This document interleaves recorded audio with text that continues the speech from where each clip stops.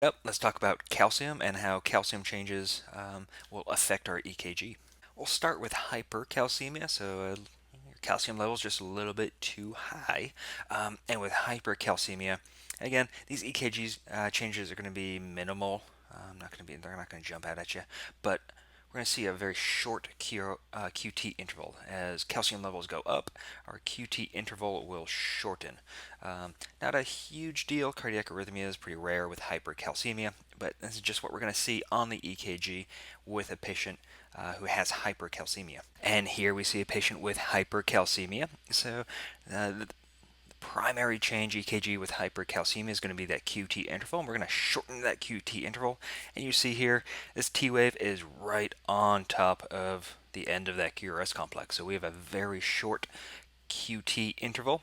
And if we don't already know that our patient is hypercalcemic, it's going to point us in that direction and make us think that we've got this electrolyte problem and we've got a little bit too much calcium in the bloodstream. In hypocalcemia, we don't have enough calcium in the bloodstream, and we're just going to do the opposite of what we saw with hypercalcemia. So, hypercalcemia, we saw a short QT interval.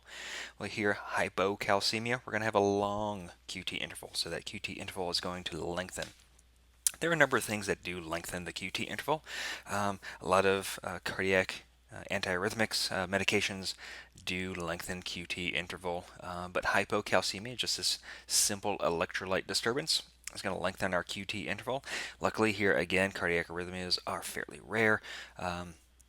So this isn't like your patient's going to go into a rest in the next 2 minutes, but there is a danger of going into torsades, into this polymorphic V-tach, because if we get an R on T complex because of that long QT interval, that might throw your patient into a ventricular rhythm.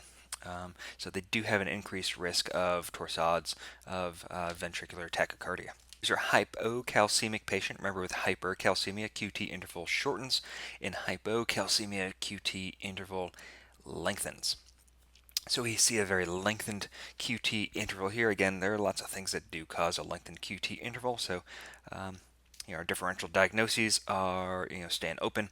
But this patient here diagnosed with hypocalcemia, we know that from our lab values, and we see that lengthened QT interval. The only thing we're going to be concerned about here is maybe an R on T complex, but for the time being, patient looks all right.